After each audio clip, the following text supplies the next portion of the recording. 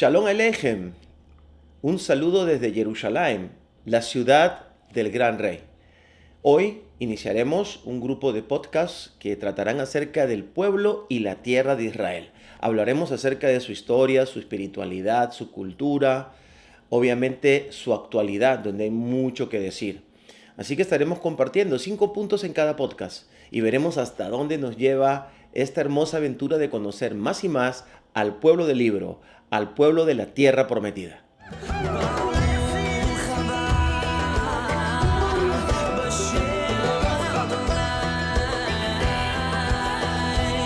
Cinco cosas que quiero compartirte acerca del pueblo y la tierra de Israel hoy. Número 1. ¿Qué cosa es ser judío? ¿Qué cosa es ser Yehudí, como decimos nosotros en hebreo? Y acuérdate que de ahí viene el nombre Yehuda. Yehuda, que en español es Judas. Así que, sin lugar a dudas, hay un mensaje subliminal en este nombre que tiene aquel que traicionó al Mesías, Judas, ¿verdad? No todo el mundo sabe, no todo el mundo conoce de que Judas es Yehuda realmente. Pero el pueblo de Israel es aquel que en su seno incubó al Mesías, en su seno incubó la palabra y el cumplimiento profético. Pero ¿qué cosa es ser judío? Pues te voy a decir que nadie sabe.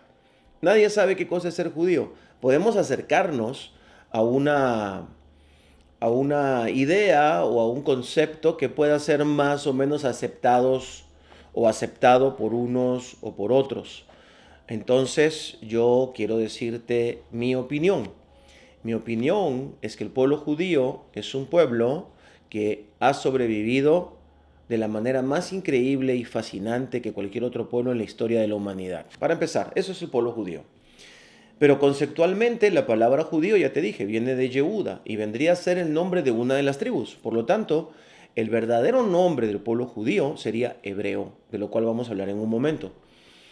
¿Y cuándo entonces le empezaron a llamar judío? Mucha gente se pregunta, ¿cuándo empezaron a llamarle al pueblo de Israel o al pueblo hebreo judío? Pues empezó a llamarse desde el tiempo de la diáspora babilónica, más o menos en el año 586 antes de Yeshua, antes del Mesías o antes de la era común. Pues vinieron los babilónicos y tomaron al pueblo de Israel, a lo que quedaba del pueblo de Israel, porque ya los sirios habían tomado en el año 734 a lo que es el reino del norte, con Efraín y las otras 10 tribus. Ese será un podcast muy interesante también en algún momento. Pero al llevarse a este grupo, pues solamente quedaron Judá, parte de Benjamín y parte de los levitas, porque los levitas estaban distribuidos en varias partes de los diferentes pueblos de Israel, aunque estaban ya partidos en dos reinos o en dos pueblos hermanos, ¿verdad? Entonces, en Jerusalén, en el lado del sur o en el reino del sur, quedaron como hegemónicos la tribu de Judá. Así que cuando vinieron los babilónicos, que no crean que se los llevaron tampoco como lo peor de este mundo, se llevaron a la crema innata para tenerla también, se llevaron a todo lo que pudieron, pero la crema innata la mantuvieron como parte de la corte, como parte del pueblo babilónico, y se les dio un marco de desarrollo y de permanencia, de tal manera que incluso se empieza a escribir el Talmud allá. También se escriben algunos cánticos, y desde allá en algún momento uno de los reyes los envían para poder reconstruir su tierra, su Jerusalén. Así que en el año 536 antes de Yeshua es que este pueblo es llevado a Babilonia. Para esto ya había sido dispersado por Siria las otras 10 tribus, de tal manera que aparentemente lo que quedaban solamente eran los judíos. Pues no, no es verdad. Había gente de todas las tribus en todos los lugares, y muchos también de los que quedaron después de la invasión siria se fueron también con estas tribus de Judá, Benjamín y Leví. Y así que llegaron a Babilonia y su sobrenombre o la forma en que les llamaron en vez de hebreos fue judíos. Y desde ahí nunca más nos dejaron de llamar judíos. Hasta el día de hoy ha sido el sobrenombre o la manera en que se acercan al pueblo de Israel, además los demás pueblos, las demás naciones, o en todo caso también los cristianos. Segunda cosa que quiero decirte acerca del pueblo de Israel el día de hoy, que los judíos, ahora sí sabemos qué significa judío históricamente, nos dividimos, vamos a decir, en tres grupos principales: askenazis, sefardíes y mizrahis. Cuidado, porque los judíos franceses se consideran aparte, como un pueblo aparte, o un subgrupo. Los judíos italianos, de donde vienen, por ejemplo, la famosa familia Marciano, que son judíos, ¿verdad? Ellos, o Moreno, que viene de Italia, ellos se consideran también aparte, pero no los consideramos como un grupo, un subgrupo importante, sino un subgrupo que ellos han decidido apartarse y tener, como quien dice, sus propias costumbres. Los judíos yemenitas, ellos también se consideran judíos diferenciados, al punto que los judíos yemenitas pueden tener varias esposas, algo que no se permite en ninguno de los otros subgrupos del judaísmo o del pueblo judío. Ellos pueden tener las esposas que quieran, siempre y cuando las puedan mantener. Sus rabinos le han dado permiso, vamos a decir entre comillas. Y es un grupo que tiene sus propias características. Pero los dos grandes y principales serían askenazis y sefardíes. Y el tercero de importancia, no menos importante, los mizrahis. Vamos a empezar con los mizrahis. ¿Quiénes son? Los mizrahis son los judíos que son de Medio Oriente, que vivieron aquí incluso desde antes que se forme el Estado. Ojo, también habían judíos rusos aquí, desde antes que se forme el Estado. Había una buena cantidad de judíos rusos. Y los judíos sefardíes sí se sentían un poco más identificados porque obviamente el pueblo de Israel, la tierra de Israel está en Medio Oriente, está en la zona Mizrahi, como le llamamos en hebreo, ¿no? Que quiere decir justamente eso, Oriente. Así que estos judíos que son oriundos, son morenos, son como los árabes, son como su servidor, vamos a decir, a mí me confunden a veces con judío yemenita o judío de cualquier otro país de la zona. Y estos tienen su cultura, sus comidas, sus canciones bastante definidas y han formado parte importante del mosaico del pueblo, es decir, del país de Israel. La mayoría de los artistas son de origen yemenita, que les podríamos llamar a ellos mizrahis, aunque dentro de los mismos judíos mizrahis ellos se sienten aparte. Tengo varios amigos con los que he conversado sobre este tema y es interesante la fuerza de su propia identidad. Y pues entonces tendríamos a este grupo de judíos. Ahora, ¿quiénes son los judíos sefarditas? Los judíos sefarditas son aquellos que se asentaron en el pueblo de la península ibérica, tanto en España como en Portugal. Y estuvieron, para algunos estudiosos, 900 años ahí. Prácticamente podrían haber estado ahí desde las primeras diásporas, ¿no? Después del reinado de Salomón. Para otros han estado entre 700 y 500 años. Muy bien, de todas maneras, 500 años es muchísimo tiempo. Así que ahí elaboraron su existencia los judíos sefarditas, que hablaban un castellano hebraico llamado ladino. Y diríamos que la popularidad de ese castellano se debe mucho a los mercaderes judíos que se relacionaban con otros mercaderes en todo el Mediterráneo y en buena parte de Medio Oriente y Europa. Así que de alguna u otra manera se empezó a dar a conocer la península ibérica a través del ladino, que era hablado en español, pero escrito con caracteres hebreos. Algo impresionante. Los primeros libros de contabilidad encontrados en Europa aparecieron en la península ibérica, de los negocios de los árabes, que eran registrados por judíos que eran sus contadores o sus sirvientes. No sé si alguno de ustedes ha leído el libro del vendedor más grande del mundo, de Og Mandino. Lo recomiendo. Ese libro son, vamos a decir, las historias de un judío que era el contador de un árabe que era potentado. Obviamente, en la península ibérica, por lo menos en la parte sur, han reinado por muchísimo tiempo los árabes. Así que tenemos ahora los judíos askenazis. Los judíos askenazis hablan como el ladino, un dialecto que se llama Yiddish, que tiene que ver con terminología o pronunciación del alemán o del germano. Así que ahí tenemos otro grupo importante que vendrían a ser los judíos europeos, ¿verdad? Entonces tenemos que este grupo asentado como un poco más tardíamente, a partir de la Edad Media, después de la historia famosa de los Kusarim o los Házaros, que vendrían a ser los judíos que se establecieron en Europa, según los judíos mizrahis y los judíos sefarditas, son un grupo grande de judíos conversos. Pero bueno, a la hora que tú ves un judío es que nace y tú le ves la cara de judío, así que no sé qué tan conversos puedan ser y qué tan real sea la historia fantástica de los Házaros, que es acerca de las grandes cantidades de europeos que abrazaron la judeidad, la religión judía.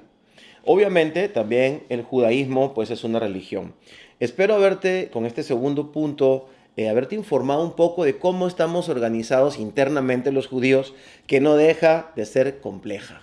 El tercer punto que hoy te quiero decir de los judíos o de nosotros es que somos aproximadamente 15 millones en todo el mundo. Yo creo que más, solamente que no se han hecho bien las estadísticas. Estamos repartidos entre Israel y Estados Unidos y el resto. Se cree que todavía hay más de 1 millón de judíos en Rusia, y yo creo que entre Rusia, los Balcanes, la ex Unión Soviética, todavía deben haber por lo menos unos 3 millones de judíos dispersos. También hay muchos judíos, más de 200.000 en Argentina, y luego está México y así diferentes países en Latinoamérica, pero ya llegaron a Israel más o menos 300.000 judíos de Argentina. Y de Estados Unidos, pues nos han llegado también más de 300.000 judíos, algunos dicen que medio millón, pero todavía hay en Estados Unidos aproximadamente 7 millones de judíos. Así que se cree una estadística, yo creo que no es real, pero vamos a decir que oficialmente somos 15 millones de judíos hoy existiendo en el mundo. Lo que dicen las estadísticas y la historia es que antes del Holocausto éramos 16 y que el día que lleguemos a ser oficialmente 16 millones haremos una gran fiesta. Muy bien, mi cuarto punto con el cual te quiero compartir, ¿no es cierto? Es cuál es la diferencia entre israelí, israelita, judío y hebreo. Sé que muchas veces te lo preguntas, muchas veces hay confusión en esto y es entendible. El pueblo judío parte de Abraham, Isaac y Jacob. Jacob, ¿verdad? El nieto de Abraham, hijo de Isaac, es el que forma el primer clan con 70 personas que van a vivir a Egipto. Estas 70 personas pertenecían a sus 12 hijos. Bueno, 13, porque también tuvo a Dina, aunque Dina murió en el camino. Una historia muy triste. Pero Jacob, en ese proceso, en esa emigración, el Señor le cambia el nombre a Israel. Obviamente, a partir de ese momento, ya nos llamamos israelitas. Bueno, entonces, ¿cómo nos llamábamos antes? Hebreos. Pues desde Abraham hasta Jacob éramos hebreos. Y aún todavía en el tiempo en el que estuvimos en Egipto, nos llamaban hebreos. Pero los hebreos no solamente eran los descendientes de Abraham, Isaac y Jacob. Habían otros grupos hebraicos por una cuestión étnica que tiene que ver con cultura, idiomas o fuentes idiomáticas como el arameo, el árabe, ¿verdad? Eran también conocidos como hebreos. Y hay registros históricos de los pueblos diversos que hay en la zona de que habían diferentes clanes hebraicos. Se cree que, por ejemplo, de uno de estos clanes descienden los bereberes, que mañana más tarde se juntan con grupos árabes, o algunos se quedan diferenciados. Hasta el día de hoy hay un grupo pequeño de bereberes en lo que vendría a ser el norte de África, que muchos de ellos pasaron a la península ibérica. Pero volviendo a nuestro punto, hebreos, Abraham, el hebreo, pero luego nos llamamos israelitas porque éramos descendientes del padre Jacob, el cual también es Israel. ¿Y qué cosa significa israelí entonces? Bueno, israelí significa ser ciudadano de Israel hoy, haciéndole un poco de publicidad a nuestro programa. Hoy, los que vivimos aquí somos israelíes. Muy bien, entonces los judíos que están en Estados Unidos o en Argentina, que aún no hicieron inmigración a Israel como su servidor, yo vine del Perú. ¿Qué son? Pues son hebreos. ¿Y qué son? Pues israelitas. Podría ser, no nos gusta mucho, no nos gusta mucho ese término, no lo usamos casi. Pero antropológicamente, históricamente sí, seríamos israelitas todos. Pero ellos, al no tener un pasaporte y un documento de identidad en Israel, no son israelíes. Ahí está claro, ¿verdad? Y todos somos judíos, sí. Pues todos somos judíos, los israelíes, los israelitas, a los que les gusta llamarse así, o los hebreos, que a algunos también les gusta llamarse así. ¿no? Entonces tenemos que eso sería ser judío. Todos somos judíos, ya hace un rato en el punto anterior les expliqué qué significa ser judío. Bueno, y dentro de este grupo hay un grupo de judíos que se hacen llamar mesiánicos. Pues es interesante, miren, todos los judíos somos mesiánicos, porque el pensamiento del Mesías es un pensamiento de la cultura, está arraigado en el interior del ADN de la cultura del pueblo hebreo. Por lo tanto, todos somos mesiánicos, claro que sí. De ahí viene la palabra mesiánico. Sin embargo, en este tiempo hay un grupo de judíos y de cristianos que se han juntado para seguir al Mesías, ya no llamándole Jesús, sino llamándole Yeshua, que se hacen llamar mesiánicos. ¿Qué te parece? Espero que este punto te haya servido. Y para cerrar, tengo un quinto punto para ti. ¿Qué sería entonces Abraham? ¿Qué cosa es Abraham? ¿Qué cosa es Abraham para los judíos? Muy bien, Abraham para los judíos es el padre Abraham. No le llamamos profeta, es patriarca. Entonces tenemos tres patriarcas, Abraham, Isaac y Jacob, con las respectivas matriarcas. ¿Pero Abraham era judío? Pues no. Abraham era hebreo, ya lo dijimos. Y por causa de Abraham nos llamaron hebreos, pero habían otros clanes hebreos. Por esa razón, para arreglársela más o menos, los pueblos de origen árabe se ha utilizado más que nada el término semita, que también los judíos utilizaron el término semita. Entonces, Abraham era un semita. ¿Por qué? Porque era descendiente de Sem. Hebreo por el lugar donde venía. Hebreo quiere decir el que viene de atrás de las dunas, de atrás de las estepas, el que atraviesa las estepas, el que atraviesa el río Éufrates para insertarse en el Oriente Próximo, viniendo del lejano Oriente. Entonces tenemos que hay grupos semitas, muchos. Ahora sí, los árabes sí se consideran semitas. Y obviamente también descendientes de Abraham. Por lo tanto, Abraham es un padre muy amplio, ya que los cristianos lo consideran también su padre por causa de que es el padre de la fe. Así que Abraham es un personaje, un patriarca bíblico extremadamente compartido. Y la existencia de Abraham es la que nos permite entender un poquito mejor esta historia larga y compleja acerca de los semitas, los hebreos, los árabes y los cristianos. Para terminar, quiero leerte un pasaje en Deuteronomio 10, 15 y 16. Dice así: sin embargo, el Señor eligió a los antepasados para darle su amor, es lo que le dice Elohim a su pueblo, al pueblo de Israel. Y a ti, que eres su descendencia, te eligió de entre todas las naciones, como se ve hoy. Así que cambia la actitud de tu corazón y deja de ser terco. Nueva traducción viviente. Me encanta esta edición de la Biblia. Bueno, pues ya sabes, Israel ha aportado demasiado en todos estos puntos que hemos hablado a la historia de la humanidad de Oriente Medio y por supuesto del cristianismo. Así que no te olvides que Israel sigue siendo bueno para ti, para mí, para todos. Nos vemos la próxima semana.